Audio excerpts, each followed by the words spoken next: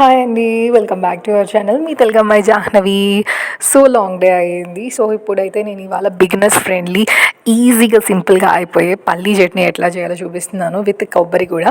So first అయితే నేను పొయ్యి మీద ముగ్గుడు పెట్టుకుని దాంట్లో పల్లీలు పచ్చిమిర్చి వేసి మంచిగా వేయించుకున్నాను అనమాట, బ్రౌన్ కలర్ వచ్చేదాకా. సో పక్కన నేను కొబ్బరికాయ కోస్తున్నాను. సో ఇక్కడ కొబ్బరి చిప్ప అయితే నాకు ముందు నుంచి చాలా అలవాటు అనమాట. సో ఇట్లా కొబ్బరికాయలు కోయడం సో నేను హ్యాండ్తోనే కట్ చేసేస్తాను, అంతా చిన్న చిన్నగా పీసెస్ కూడా చేసేసుకుంటూ ఉంటాను. చూడండి ఎంత చిన్న చిన్న పీసెస్ చేశాను. సో ఇట్లా చిన్న చిన్న పీసెస్ చేసుకుని ఇప్పుడు వీటిని కూడా మనకు కావాలంటే వేయించుకోవచ్చు, లేకపోతే లేదు. వేయించుకోకపోయినా కూడా చాలా బాగుంటుందన్నమాట.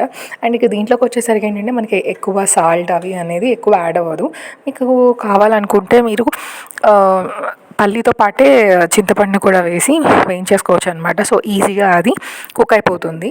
సో మిక్సీ కూడా పట్టేసుకోవచ్చు. నేనైతే చింతపండు యాడ్ చేసుకోలేదు దాంట్లో.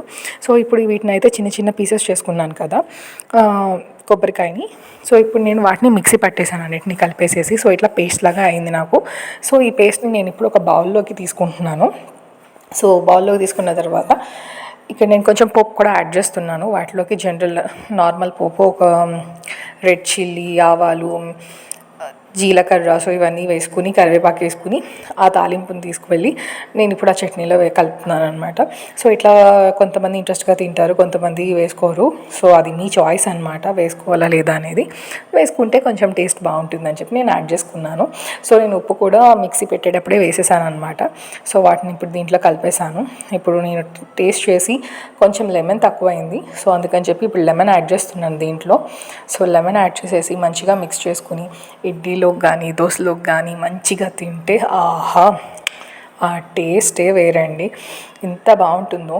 ఇంట్రెస్ట్ ఉన్న వాళ్ళు దీంట్లో టమాటా కూడా యాడ్ చేసుకోవచ్చు. టమాటా కూడా పొయ్యి మీద మంచిగా వేయించేసుకుని అది మనం దీంట్లో మిక్స్ చేసేసుకోవడమే అనమాట. చాలా సింపుల్ ఇదైతే. సో బిగినర్స్ ఫ్రెండ్లీ అని చెప్తాను. అండ్ ఉప్పు అనేది చాలా లైట్గా వేసుకోండి, ఉప్పు చాలా తక్కువే పడుతుంది. సో నాకు ఇంకా లెమన్ని ఇంకొంచెం యాడ్ చేస్తే బాగుండు అనిపించింది, అందుకని నేను ఇది యాడ్ చేశాను. సో అంతే ఈ వీడియో. మీకు నాకు వీడియో నచ్చినట్టయితే లైక్, షేర్ అండ్ సబ్స్క్రైబ్ చేయండి. Thanks for watching. Bye bye.